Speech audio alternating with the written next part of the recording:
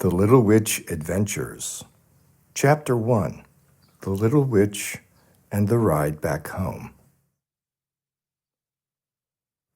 The little witch sprinted towards the car parked at the curb in front of the pet shop, where the house owner and her two boys were picking up their freshly groomed pet dog. The little witch didn't see the point of it. If nature had given the animal that length of hair, he must be okay with it. Still, it was a hot summer. She had to admit that sporting a fur coat in this weather might be a challenge, even for a dog. The dog's haircut, however, presented her with an opportunity. A ride home after dropping off her broom at the broom mechanic. Its closed thrill circuit motor, and more about the CTC motor later, needed some fine-tuning. Something in the thrill energy exchange wasn't working right, and she preferred instant, full power takeoff, not the splutter and cough performance she was getting now. For about 30 or 40 years, witches had been expected to be trained mechanics, capable of handling broom motors and computers themselves.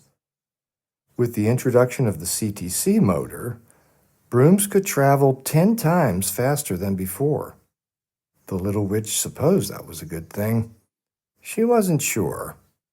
Now she had one task: to slip into the car while the door was open. If she missed the chance, she wouldn't get a ride home. Only 3 inches tall and invisible to humans, she couldn't open the door herself once it closed. Well, of course, she could use her wand. A shrinking spell on the car and its occupants would do the trick. But that came with a certain level of risk, especially when human beings were involved, due to its unpredictability. On the other hand, she could freeze the car in time and take her time to hop in and find a comfortable seat. But that spell, too, was risky. Occasionally, things or people didn't restart properly after the spell ended. Children under 10 years old were particularly problematic in that regard, and there was one of those on hand. A witch had to be careful when casting spells on humans. All these thoughts flew across her mind in about 1 second as she sprinted towards the open door. The curbside passenger door had just admitted the older boy, age 12, the family dog, and the younger boy, age 9, who now had his hand on the armrest, pulling the door closed. She was about 5 feet away. Too far. She wasn't going to make it. Ka-chunk! The sound of a closing car door met her ears.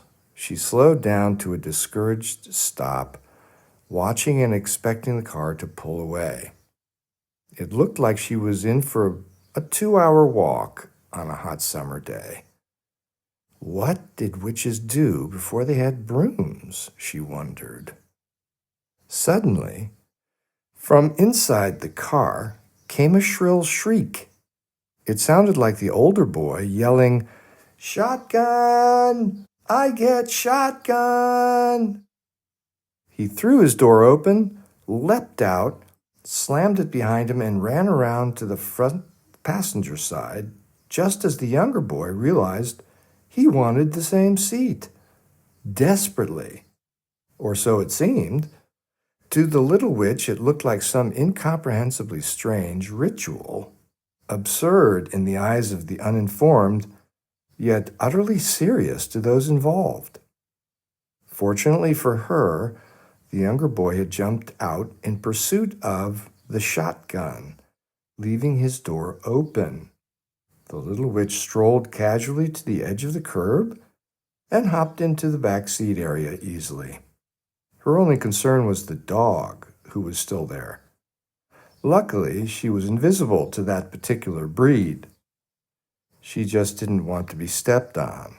She maneuvered carefully around him to the far side of the seat, climbed up the backrest, and perched on the headrest, happy with her view of both inside the car and the world outside. As she looked ahead through the windshield, she saw the house owner reach back to close the open door. Just before she reached back for the door, the little witch would have sworn she looked directly at her, and their eyes locked for about half a second. But the house owner continued her task to close the door.